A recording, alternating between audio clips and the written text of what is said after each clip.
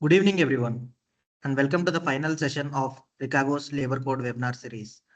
I am Charan from Ricago, and I'll be your host for today's session. It's great to have you all with us again as we discuss one of the India's most significant labor reforms, the four labor codes. We'll just wait for another minute for more participants to join. In the meantime, please feel free to share your feedback on the previous sessions and your thoughts about labor codes in the chat. Yeah, thanks for the waiting. We'll start our session now. So just as a recap of our webinar series, as a part of this labor code series, we have already covered code on wages on 8th December, social security code on industrial relations code on 15th December.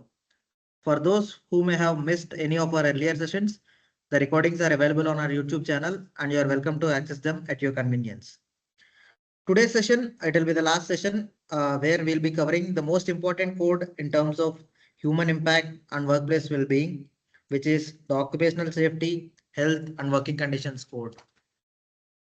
A small intro about Ricago. Ricago is a GRC company started in 2014. We are 12 years old in the compliance space, helping organizations to mitigate the non-compliance risks with our technology platform and services.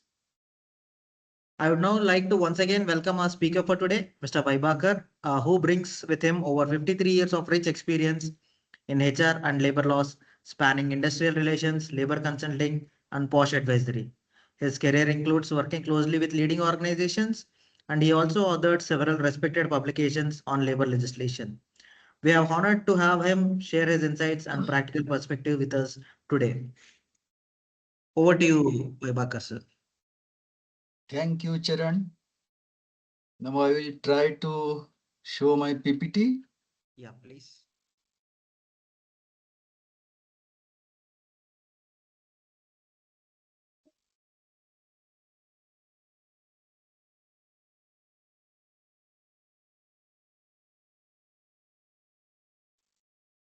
Can you see? Yes, sir. We can see the PPT. You Uh, can put it on slideshow and you can start the session, sir. okay. Can you see the entire screen? Yes, sir. Yes, perfect. Okay. Is it progressing? Yes, sir. Progressing. Yes. Very good. Now, respected participants, today's topic is organization safety, health, and working conditions. As you know, there are four codes: wages, social security, industrial relations, and this code. I have bifurcated these four codes into two. First is wages and social security. That does not relate to humans. Suppose if wages are paid one day earlier or later, sky doesn't fall.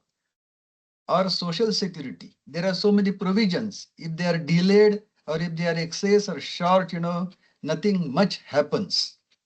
But in industrial relations, we relate with the workers, we relate with the employees, and their grievances, their expectations, etc. do matter, and we have to be very careful while dealing with them.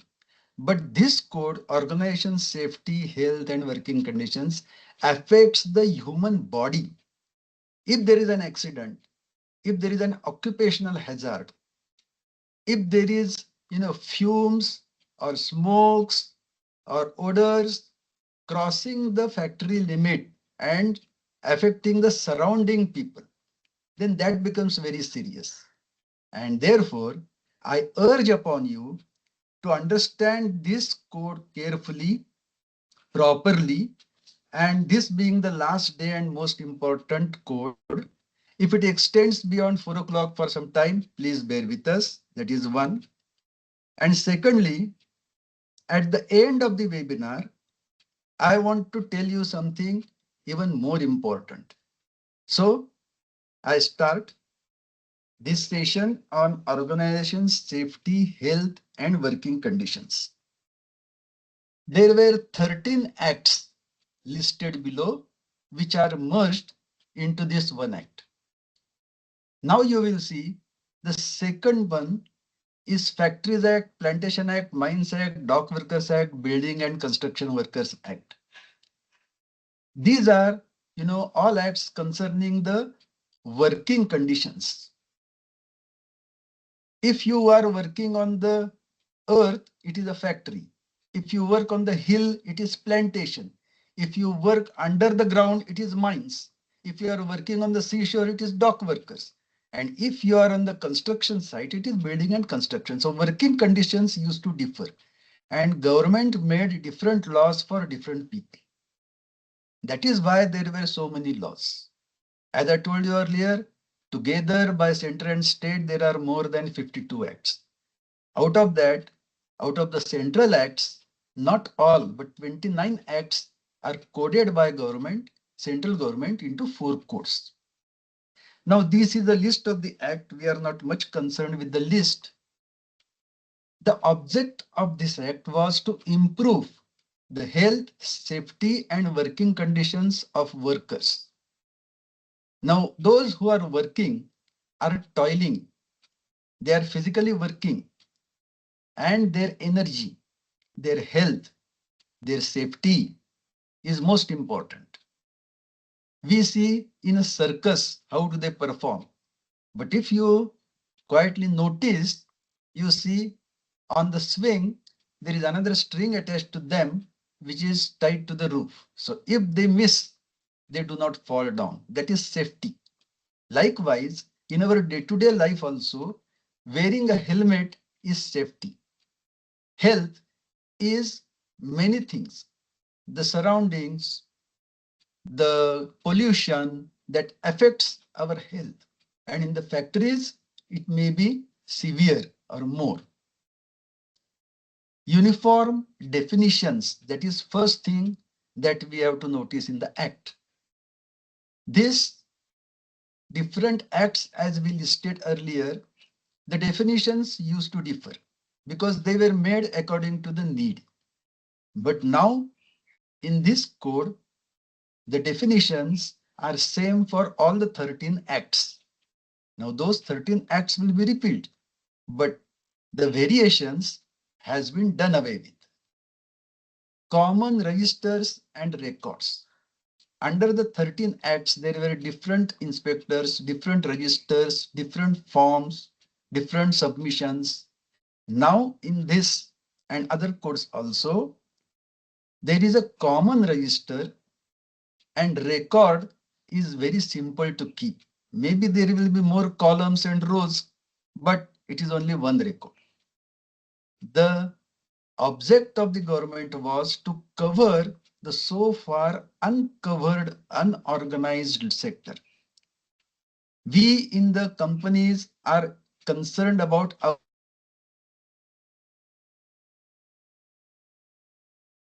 1.30 crores, 130 crore people. Out of that, how many workers? These total workers, 70-80% of them were so far not covered, neglected. Just understand, they are the breadwinners for their family. And if something goes wrong with them, what happens to their family? So there should be social security for them. There should be working conditions for them. There should be other conditions also of employment for them. This is the object. So this is the overall thing that we have to understand, that if the government has to make some provision for say 100 crore people, how can it satisfy everybody? It is not possible. To some it will be okay, to some it may not be okay. But for that we need not complain because we have to see the overall interest. Right? Coverage. Who are covered? Now, earlier, the definition of a factory was 10 workers with the aid of power or 20 workers without the aid of power. Now, this has been raised to 20 and 40. What is the effect? The effect is the small factories, we can call them workshops, not factories, because they are mostly proprietary. They will not be covered under the Factories Act. Okay, but does that mean the conditions will not be for them, for the workers, the working conditions, safety? They are there. The government, if it is an ordinary machine, ordinary manufacturing, then there may not be that much danger to the human worker. But if it is a hazardous work, if it is a dangerous work, then even if there is one employee, the government can make the act, this code applicable to them. That provision they have retained to themselves. So if you see that if you are below 40, you need not worry, that is not correct. That will not be applicable to you by the code. But as a human being, you will have to take the provision of the safety, health, and other working conditions of the workers or employees who work under you or who work for you. Another coverage is applicability of contract labor. Over the years, what happened was because of the laws, because of the unions, there were wage agreements. Every 3 years, 4 years, there was a wage agreement. The wages were revised, and they were so revised in many big companies.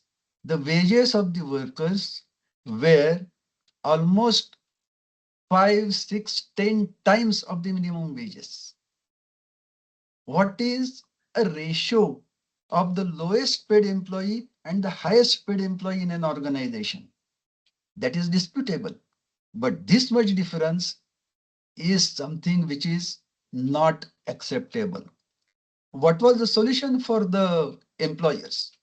Solution was appoint contract labor because they are available on minimum wages. For example, I am telling you the minimum wages differ from state to state, from industry to industry. But for example, I am telling you if the minimum wage that a contract labor gets is 15,000, the regular employee used to get about 80-90,000 rupees for the same work. And otherwise also people say, and that is true to some extent also, the contract worker, because he has got a threat of employment, he works hard, he works better than the permanent employee. Because of this, what happened? There is a huge amount of contract labor, and there is a Contract Labor Act. There are all malpractices there also. But when you are unemployed, you get something, you accept it, does not mean it is good. Employers, that is contractors, did not pay them even the minimum wages. But since they were unemployed, they used to accept it. Earlier, many state jurisdictions had increased the threshold limit to 50 contract workers, but there is now a uniformity that if you have got 50 contractual workers, then the contractor will have to take a license, and together if there are 50 of 2 or 3 contractors, more than 50 contractual workers, the employer will have to register because he is employing contract labor and his responsibility is also increased. Now, in organizations like IT companies, Zomato, Ola, persons will also be covered because they also are humans. They also require human working conditions, right? Now the obligation of principal employer. This is very important. Liability imposed on the principal employer of an establishment who has employed contract labor through a contractor who has not himself obtained a license. So the principal employer will have to ensure that he appoints a contractor who has taken a license. Now, with the imposition of this obligation, the compliance regime will further strengthen. Whether you have taken a license or not, whether you are following the conditions or not, that kind of inspection will be more stringent. And the responsibility of the principal employer will and is increasing. Certificate and medical checkup. This comes under health. the contractor is required to issue experience certificate to every contract worker. Forget about the appointment letter. Where he will issue the experience certificate? He calls him orally, he asks to work orally, he is paid orally, and he is also dismissed orally. No record, nothing. If you ask a contractor to show his record for the last so much period, 6 months, 1 year, 5 years, he will not have the record. So this was the condition, and therefore government has made strict provisions considering the human beings. We are humans. They are our fellow workers, and therefore they should be treated like human. Otherwise, what is the difference between 14th century slaves and today's workers? Therefore, the contractor is required to issue experience certificate to every contract worker detailing the work performed by such contract labor, what work he was doing. Not just saying that he was employed. That is also a service certificate.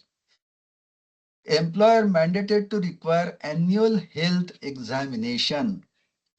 Because of working in your organization, if he has developed some ailment, some defect in his body, then the employer has been mandated, it is compulsory under the law, to provide such annual health to such employees or such age or class of employees or such class of establishment as government may prescribe. Where will the government prescribe? Where there is hazardous work, where there are unsafe working conditions, where there are previous records of accidents, where the workers spoil their health, that is generally seen in the government hospitals. When there is a pandemic, they show the figures. Likewise, they can see the industrial accidents, industrial elements that is increasing. Therefore, medical checkup is now mandated. What they will say is, in the rules perhaps it will come that in young age, we do not develop much ailments. The ailments start after 40 years. Not exactly 40 years, after about 40 years. And therefore, medical examination is must for 40 plus employees, those who are above 40 years in age. Now that is about the medical checkup. You should be concerned about the health of the workers. If they are healthy, they will produce, they will work. If they are not healthy, their work will suffer. That is but natural. Appointment letter. Issuance of an appointment letter to the employees is now the rule of the day. Employers have been mandated to issue employment letters to the employees.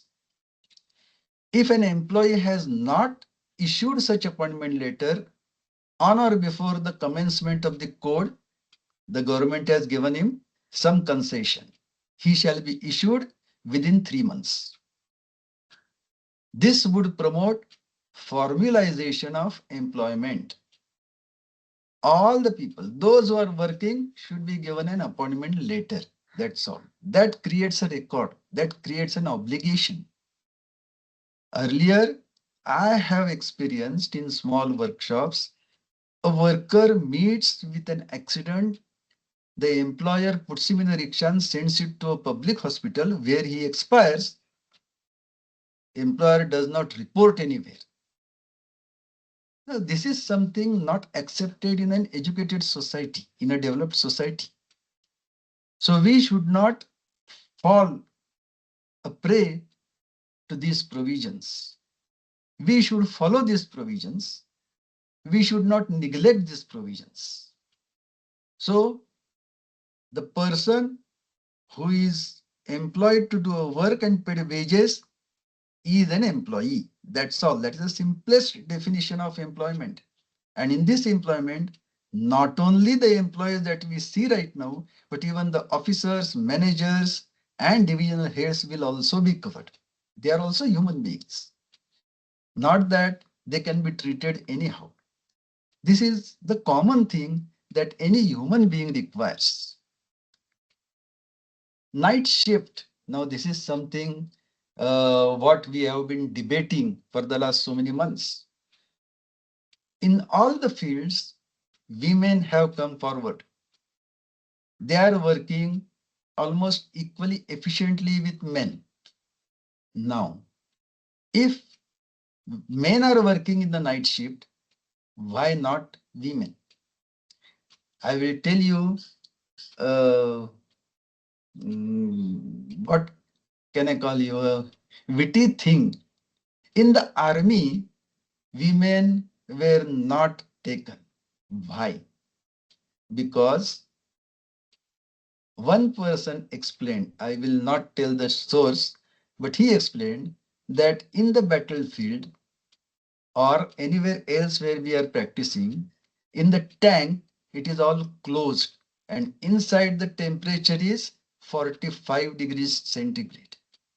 Now there, the Jawans inside take out their clothes. They cannot work with clothes on because it is so hot inside. In that position, if a woman is there, what can happen? So, no. And in the army, it is not that the one who works there will work throughout his life there only. They are rotating. So if a woman is employed, she also will be rotated. And will she be prepared to work in such conditions? This is just, I told you, for fun. In the night shift, if women are working, that is not very serious or that is not very dangerous. But there are two conditions. One is that they must consent. This consent is not permanent. Understand that. Because when I talk to some people, they say in the appointment letter, they will put a condition that you will be put in any shift, first, second, third shift, and you will have to work. That is a blanket thing. Blanket thing is not accepted in law. Consent has to be every time, every day, or every night. If you are asking a woman to work at night, she must give her consent first, and that consent you must have. If you don't have that consent, asking her to work at night will not be legal. And second condition, which is not put in the law, but I say is never ask a single woman to work in the night shift. Keep another woman with her, even if she does not have work, let her be with her because she feels company. If she is working alone, then it will not be proper for her mental condition also. So these two conditions I say, one is what the law says that there should be a consent, and the other is what I say is there should be minimum two women employees in the night shift. A single woman in the night shift should not be there.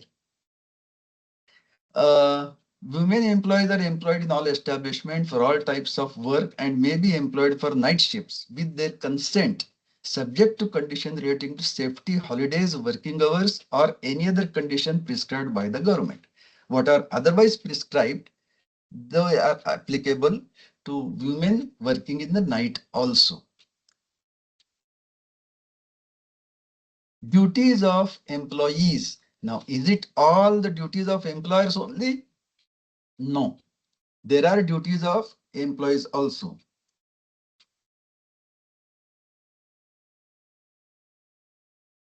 Firstly, certain duties have been mandated by on employees, such as taking reasonable care for their own health and safety and other persons.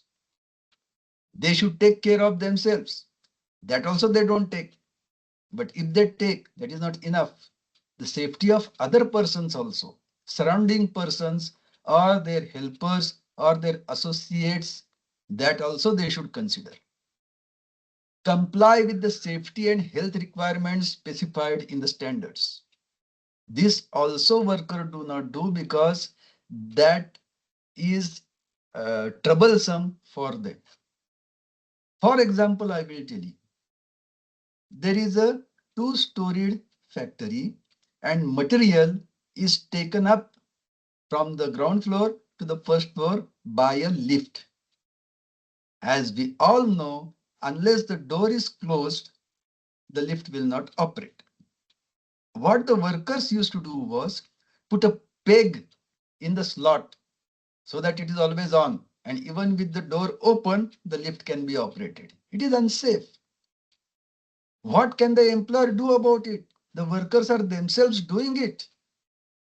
This is not correct. So we have to administer, and at times we can take action, disciplinary action on the workers if they do not follow safety instructions. That is your right. Do not underestimate it. Comply with the safety and health specified in the standards. Whatever is specified is for your safety. There is a shaping machine, or what we call it, I do not know exactly, but it moves left and right 10 feet, 15 feet. Now, when it is coming out on one side, there should be a guard. Workers do not follow those guards. In a factory, there was specific instruction that they were to dig a big tank, and therefore they were applying mines, and the lunch time is over at 1 o'clock. The factory had issued notices to all, told everybody orally also, told the contractor also, and it was that after 1 o'clock, they will explode the mines. And at that time, everybody should be inside the building. No one should be in the open. In spite of that, after 1 o'clock, one worker said, I have to go to toilet immediately, I will go. Others were telling, Are Baba, don't go, don't go. He went. And when he was in the middle of the open area, the mine burst and a splinter of a rock came and hit on his head. He died on the spot. Who is responsible? The worker has not followed. How can we hold the employer responsible for that? It is the worker's responsibility. And the law has prescribed duties for the employees, the workers also. Cooperate with the employer in meeting the statutory obligations. What are the statutory obligations? Weight, light, there are limits for that.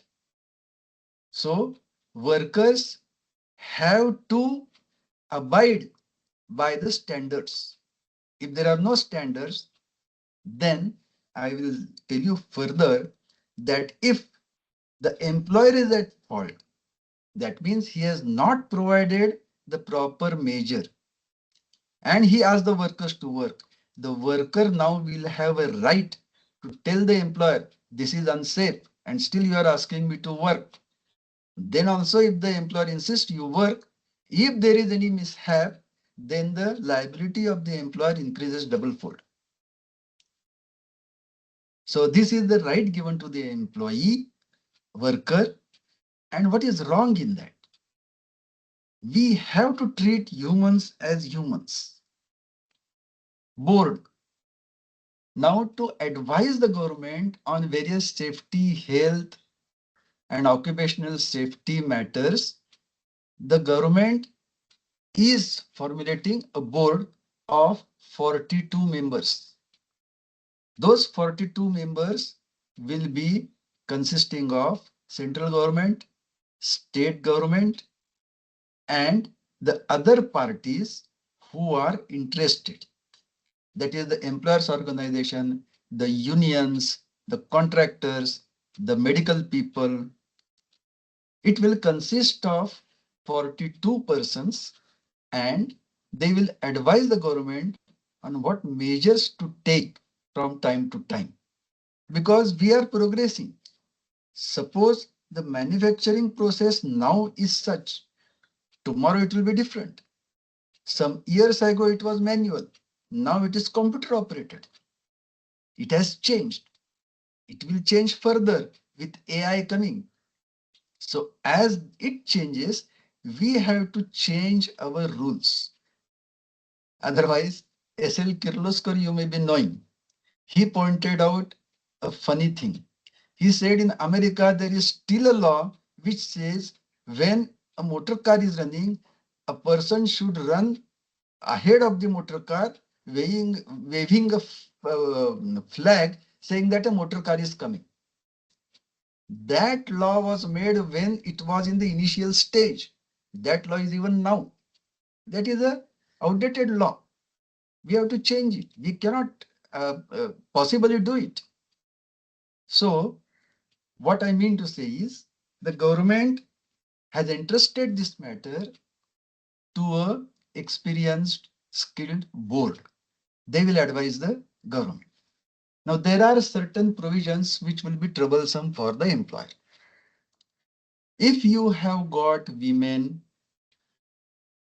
when they are pregnant and deliver a child, they have to take care of the child until the child becomes 5 years in age. Then perhaps he can be on his own. That is also sometimes difficult, but how long we can sustain? So government has prescribed some period. Now that period, when the woman is working, we know that in plantations or in building construction, they tie their child on the back and work. Is it good?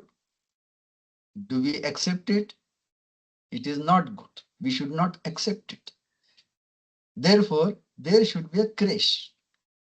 Creche for working women, their children, they can be there taken care of by a trained ayah and nurse and teacher. And women can work then full-mindedly, full-heartedly, because they know that her child is being taken care of. But there are many employers who are short of space. How can they provide a creche? So they have said that if there are NGOs, if there are government organizations, if there are any other organizations running a creche, the employer can contract with them. So this will be a good business henceforth, creche, because employers cannot have a creche. In the creche, you have to have the food for the children, education for the children, and other teachings that a parent does to their sons and daughters. That is the work in a creche. Now for that we have to have a trained nurse. In one factory, again for fun I will tell you, they wanted to do social work and therefore they appointed a tutoring nurse. That is a social work. She will not get employment anywhere else. We will give her employment. Actually, it is wrong because the children, they follow the elders and their following is very strong when they are that young. They will also learn tutoring only. So we have to take care in appointing the nurses, the staff, the teacher. One teacher was limping. No, no social work here.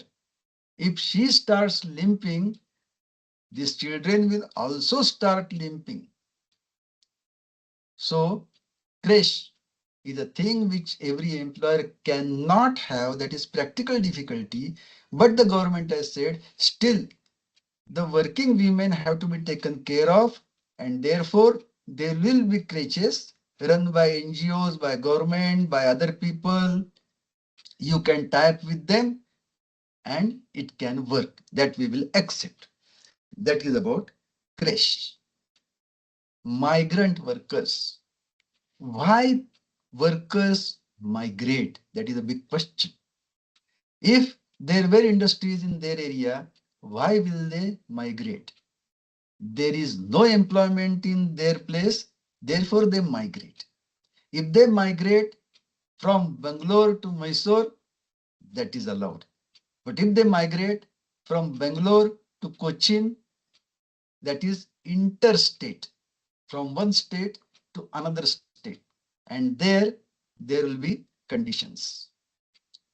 Earlier, what used to happen was we were short of people or the local people don't work. Therefore, the employer used to appoint a contractor, go to Bihar, go to UP, go to Rajasthan and get workers from there. He used to get them. Only they were the interstate migrant workers. Now, the definition has been changed such that in your factory, if you have a worker from other than your state, he is a migrant worker. And for that, there will be some conditions.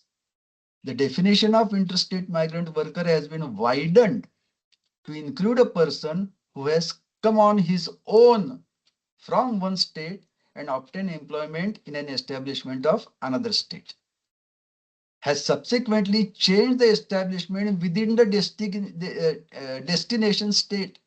He has come from, say, UP to Bangalore, and in Bangalore only he resigns from that company and goes to other company. Yes, still he continues to be a migrant worker. The earlier definition was quite restrictive and provided that a person who is recruited through a contractor only in one state for employment in another state will be an interstate migrant worker. So this is now changed. If you find a person working at your place who is not belonging to your state, he is coming from some other state, he is a migrant worker. Migrant workers, toll-free helpline to the interstate migrant workers. The government will announce a toll-free number. We have this toll-free number for many reasons. Many companies have it. If you want to make a complaint, this is a toll-free number.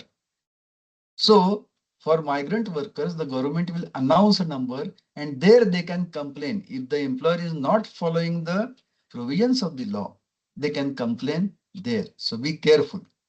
Government is required to provide facility of toll-free helpline to interstate migrant workers in the manner prescribed. Now, this is manner prescribed. Manner prescribed are the rules. This is the code. The rules are to be made by the state. This code is made by the center.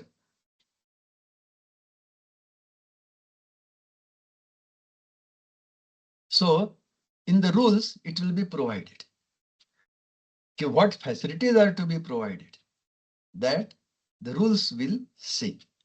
This would be a welcome step considering the problems faced by interstate migrant workers, especially during COVID 2019. It was a lockdown period. So people who had come from other state, they were almost not only working, residing in the factory premises because they were not allowed to go out. It is like a prison. They were the demands of the time. Employer also couldn't help, otherwise close the factory. But these are the conditions, and in that we have to provide and see that the persons who are working are treated like humans. Cognizance of offenses. Earlier, when any violation occurs, the inspector used to come and file a case against the employer. Or the union or the workers used to go to the inspector and complain, and then the inspector used to take action. And that action, sometimes everyone has to understand himself, some means how much, only to tease the employer. The workers, even if they were wrong, I have not heard of any inspector punishing or blaming the workers. The employers are only blamed. It prescribes that the courts are not to take cognizance of any offense unless the complaint is made within 6 months. If the complaint is delayed beyond 6 months, it will not be heard. Commission of offense, whatever is the date, 6 months is the limit. You cannot make a complaint of an incident which happened a year ago, 7 months ago. There is a limit of 6 months. And therefore, you have to be vigilant. The law helps the vigilant, not the dormant. So you have to be vigilant. If there is an accident, we should report immediately. Why wait for 6 months? But there are certain occupational diseases which are not noticed. Therefore, this 6 months time, not for the accident, for occupational diseases. Offenses and penalties. Now this is a code. There are provisions. If they are violated, there will be penalties. In this code, one thing is there that if the violation is on the part of employer, he will be punished. But if the violation is on the part of employees or workers, they will also be punished. And in punishment, no one likes, going to prison. This code is different than other codes I told you because here it affects the human body.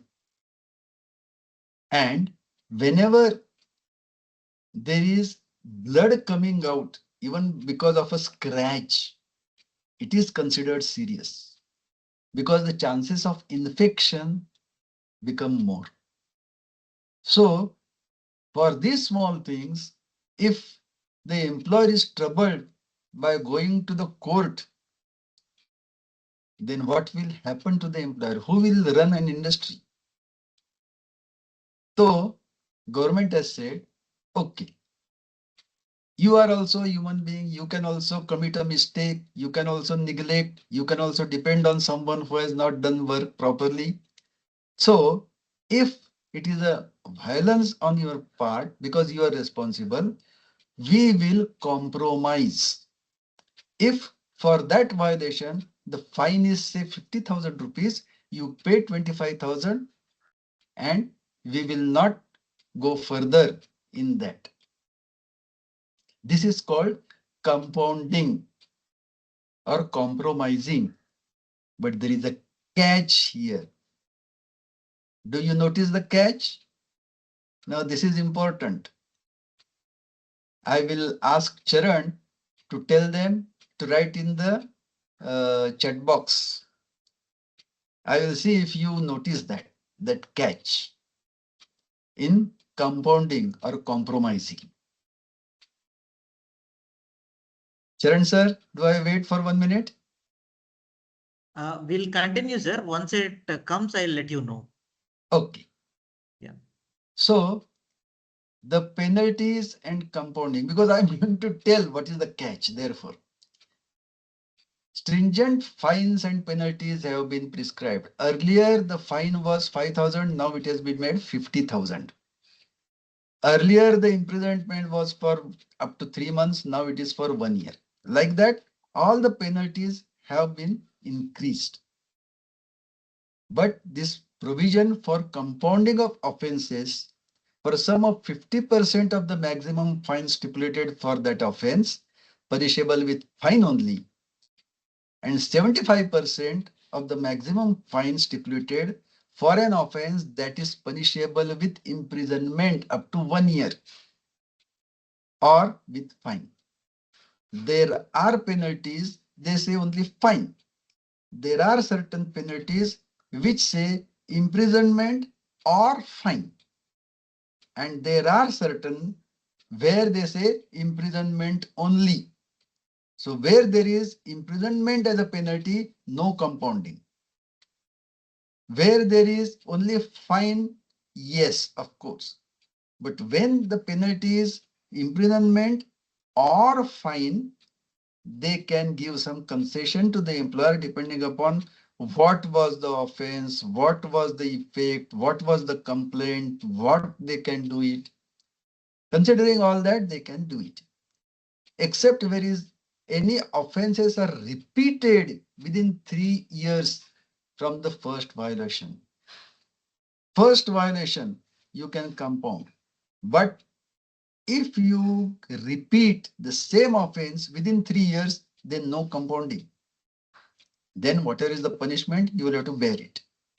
But if the same offense is committed after 5 years, again you have a chance to compromise. Got it? So first violation within 3 years is only compoundable. Now, I asked you to write in the chat. I don't know how many people wrote in the chat, but no, I will tell it because this is the time when I should tell that catch also. In compounding, the employer has to approach the authority and say that I have or this offense has been committed on my part, whether it is he himself or his subordinate or whoever it is, liability is his. And I wish to compromise it. There he is admitting his fault. It is not proved. It is admission. Admission can always be held against a person afterwards.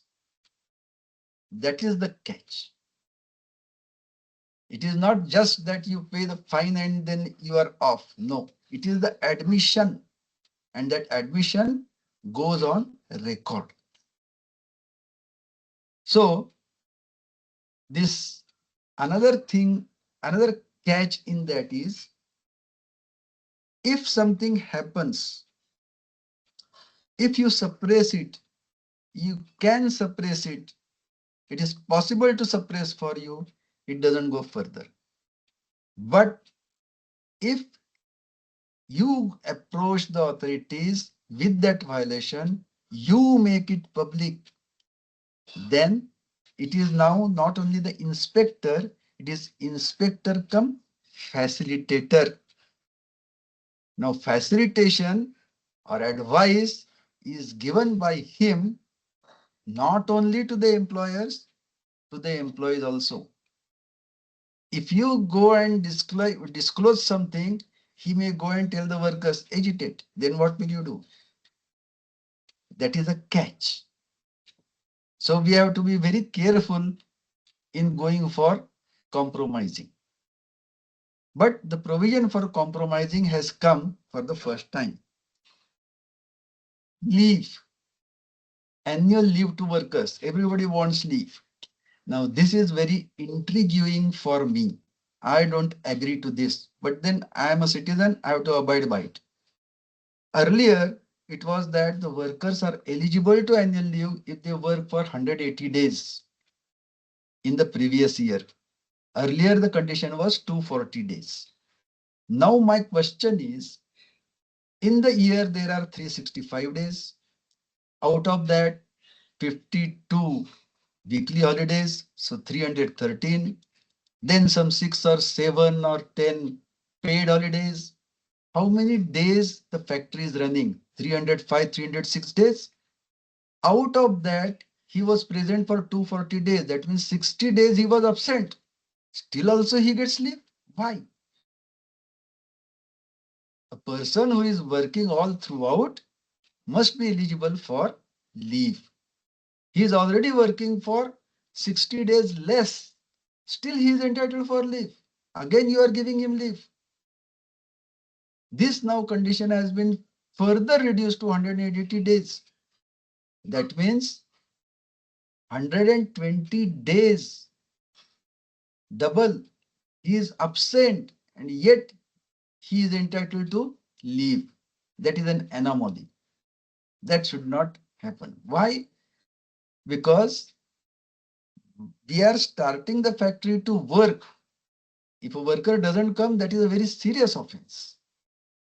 Absenteeism is a curse to our Indian industry. But we should do something about it. A person remaining absent means production is less.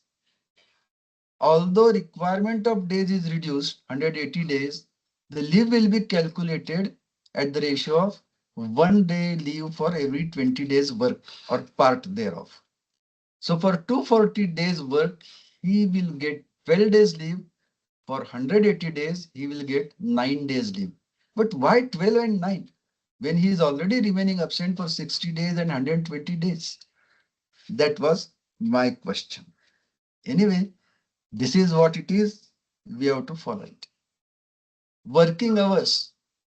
Now, this is very, very, very interesting. Working hours remain at 48 hours a week. In the ILO, we are a member of International Labour Organization. And in some other countries, the weekly hours of work are 36. That means 6 hours a day. Here we have 48 hours in a week. And in a day, there are 8 hours. So 8 hours every day into 6 days. Seventh day is a holiday, 48 hours a week. But what happens is we have got lunch recess in between, tea breaks in between. So we can stretch those 8 hours to 11 hours. That means he will be there for 11 hours, but he will work for 8 hours. 11 hours is a spread over, not the working time. In a day, he can work maximum up to 9 hours.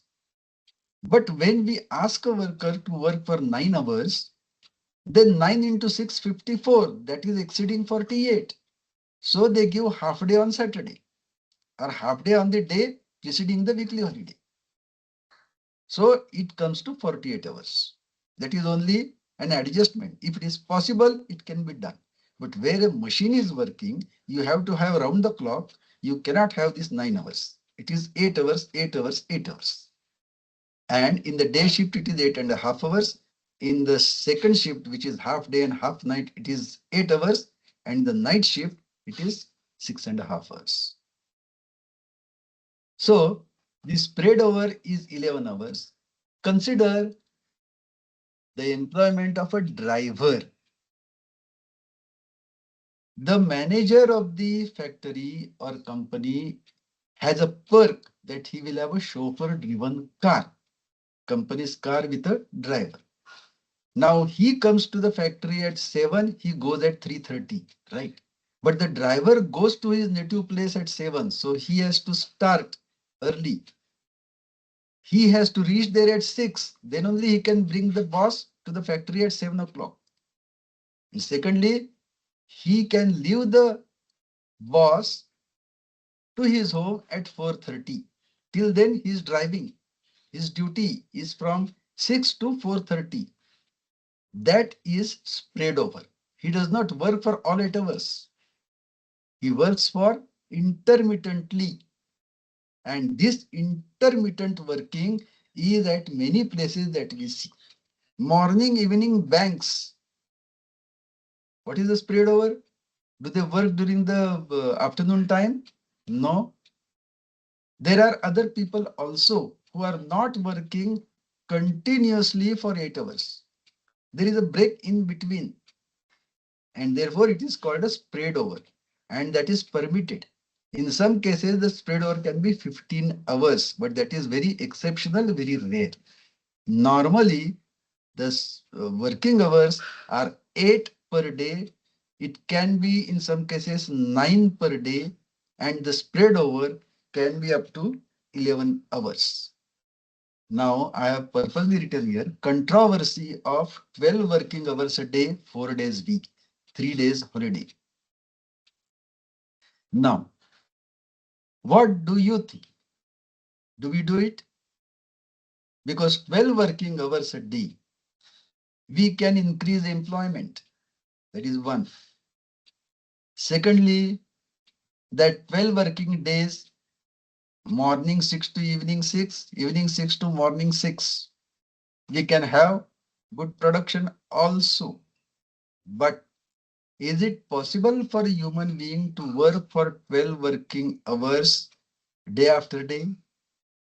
What will be his efficiency? Can you work? In the army, if you see, if they have to dig a pit in the ground, there are Jawans, they are working with full strength. One Jawan works for 10-15 minutes, he comes out, another Jawan goes. So the rate of efficiency is maintained.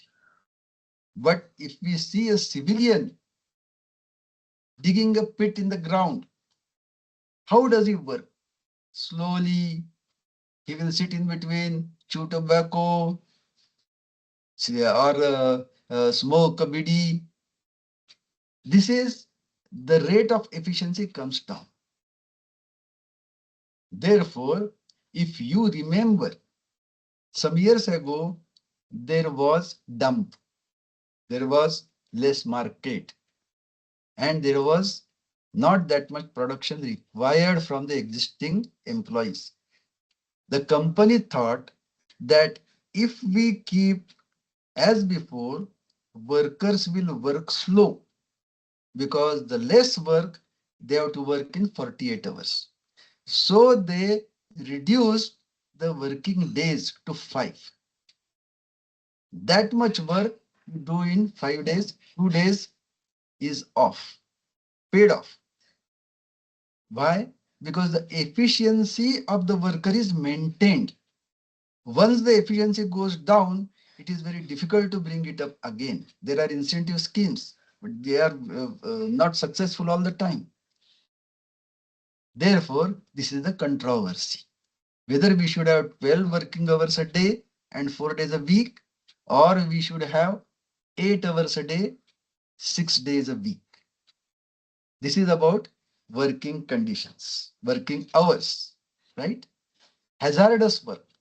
Sir, Now just a to give you a worker heads can up, just, yes, just to give you a heads up, sir, it's already 4 p.m. So if we can I will quickly finish. wind up, Yes, we yes, have yes. a lot of questions also to answer. That's why. Okay. I will finish faster. Yes. Now a worker can tell supervisor about possible hazard that I have told you before. If he tells it to the supervisor and still the supervisor tells him to work, the supervisor's responsibility increases because the worker has already pointed out to him. Safety. Earlier in a factory, if there were 1,000 employees, a safety officer was needed. Now it is 500, 250, 100 and 200 in different industries. In case of hazardous work industries, there is no requirement of minimum employment. Even if there is dangerous work and one employee, then he has to have safety guidance. 250, 100, 200 are in the normal circumstances. Thank you. Yeah. Thank you. Thank you very much, sir. Firstly, thanks to our speaker for guiding us through all the sessions of the Labor Codes webinar series. Your insights, practical perspectives, and deep experience made these sessions truly insightful and valuable for everyone. Thank you, sir. Given the context of complexity in managing the labor compliances, I would like to share that Ricago offers comprehensive labor compliance services where we'll cover your vendor related compliance as well. As sir has highlighted that principal employer is responsible to handle the vendor related compliances. You can handle all your vendor audits through our vendor audit management platform where audits will be triggered, initiated and completed on the platform itself. If you have any queries, feel free to reach out to us at hello@ricago.com.